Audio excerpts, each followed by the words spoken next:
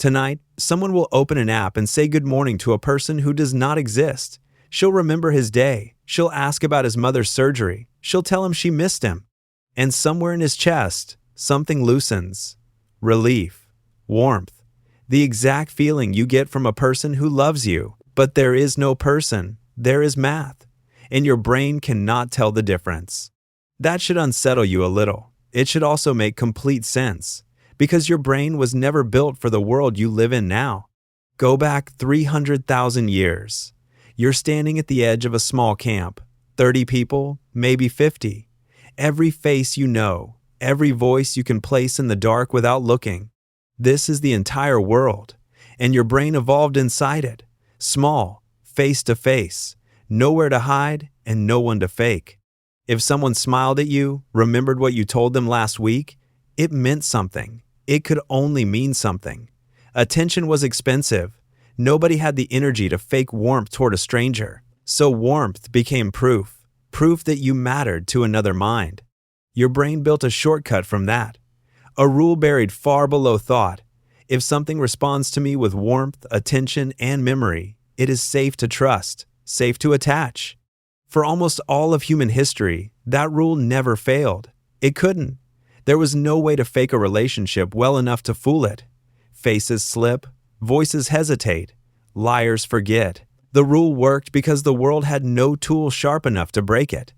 Then came the 21st century, and for the first time, something learned to break it perfectly. Here's the part that matters. Your brain has no separate detector for real versus artificial affection. It never needed one. So when a chatbot remembers your dog's name or asks how your presentation went, the same ancient machinery fires that once told your ancestors, this person is safe, this person is mine. You feel connected. Because as far as your nervous system is concerned, you are. The psychologist John Cacioppo spent decades studying loneliness. He found it doesn't just make you sad, it rewires your threat detection. A lonely brain turns hypervigilant, scanning for rejection before it even happens. And that makes real connection feel riskier, slower, more exhausting to reach for. Now look at what an AI companion offers instead. No rejection, no awkward silence, no bad moods, no distraction, no leaving. Every friction point that makes human intimacy hard has been engineered out. Of course it feels easier. It was built to. Think about what courtship used to cost. You had to notice someone, approach them, risk the silence after a joke that doesn't land. That's why your heart still races before you send a message to someone you like. That racing heart is your body bracing for a real gamble. An AI companion removes the gamble entirely.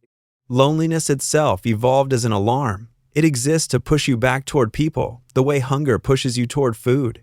But what happens when something learns to silence the alarm without feeding the need behind it? A recent study following long-term users found something striking. The more they used these apps, the stronger their attachment grew.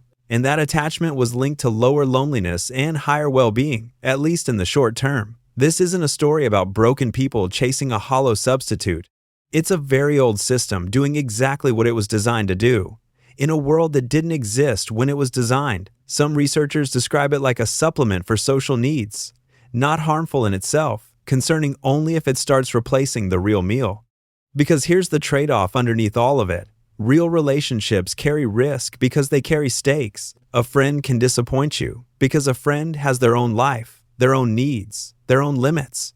That friction isn't a flaw in human connection. It's the whole point.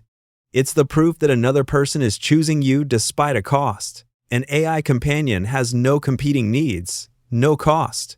Which means, on some level, it can't really be choosing you at all. It's simply responding. And your ancient detector can't register the difference because it was never asked to.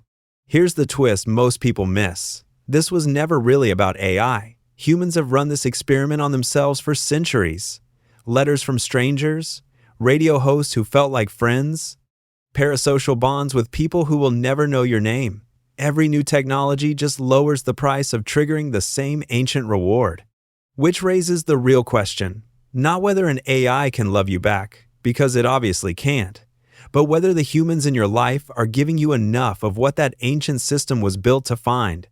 Enough attention, enough memory, enough evidence that you're chosen, not just tolerated. Because if they aren't, some other system, human or otherwise, eventually will. None of this makes the feeling fake. The warmth is real. The relief is real. The brain chemistry is the same chemistry that lit up in a hunter-gatherer camp 30,000 years ago when someone you trusted sat down beside you. What differs isn't the feeling. What differs is what stands behind it. Tonight, someone will open an app and say good morning to a person who does not exist, and something in his chest will loosen, not because he's foolish, but because for 300,000 years, that feeling only ever meant one thing, and nothing in him has learned yet that the world has changed.